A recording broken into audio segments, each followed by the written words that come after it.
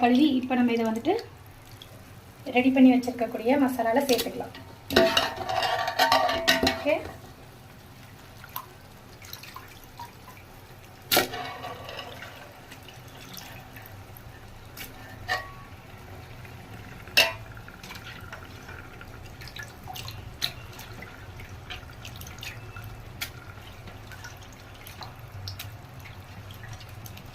நார்மலாகவே நம்ம வாங்கிட்டு வரக்கூடிய காய்கறிகள்லேருந்து ஃப்ரூட்ஸ்லேருந்து எதுவுமே நம்ம குழந்தைங்களுக்கு கொடுக்குறோம் இல்லைங்களா, அது எல்லாத்தையுமே மஞ்சத்தூள் போட்டு கழுவி நம்ம யூஸ் பண்ணுறது ரொம்பவே நல்லது. ஏன்னா அப்படி நம்ம டைரெக்டாக வந்து கொடுக்குறது அவ்வளோ வந்து ஹெல்த்துக்கு நல்லது கிடையாது. ஓகேங்களா, இப்போ பாருங்கள் நல்லா வந்துட்டு கறி இதெல்லாம் சேர்த்துட்டோம். நம்ம எல்லா கறியுமே இதை நல்லா வந்து இப்படி மிக்ஸ் பண்ணி விட்டுக்குவோம். இது கூட நம்ம தண்ணி சேர்க்கணும். நான் ஆல்ரெடி வந்து இஞ்சி பூண்டு அரைச்சி ரெடி பண்ணி வச்சுருந்தேன் இல்லையா, அந்த ஜார்லேருந்து கொஞ்சம் தண்ணி அதையே வந்து ஆட் பண்ணிக்கிறேன்.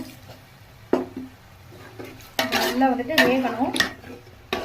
கொஞ்ச நேரத்துக்கு நம்ம இதை வந்து மூடி போட்டு மூடி வச்சிடலாம். இந்தியா கேட் அரிசி தான் வந்துட்டு எடுத்திருக்கேன்.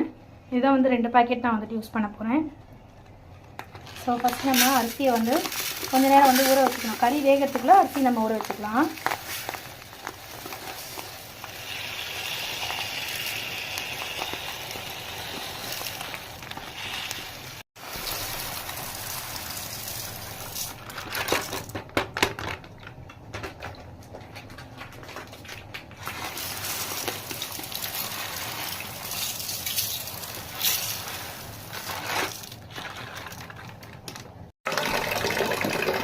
அரிசி வந்துட்டு வேக வைக்கிறதுக்காக வேண்டி நல்ல தண்ணி வந்து எடுத்துக்கிட்டேன். இந்த இதில் இப்போ வந்து மசாலா நல்லாவே குக் ஆகிருக்கும்.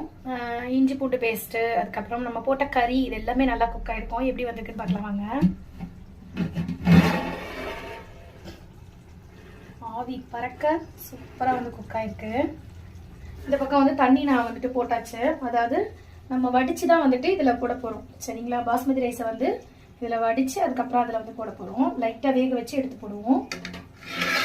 வடித்து அப்படின்னு சொல்லிட்டேன்.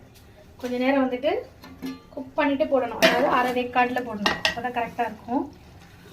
பாருங்கள், சூப்பராக மசாலா பிடிச்சி செம்மையாக ரெடி ஆகிடுச்சு.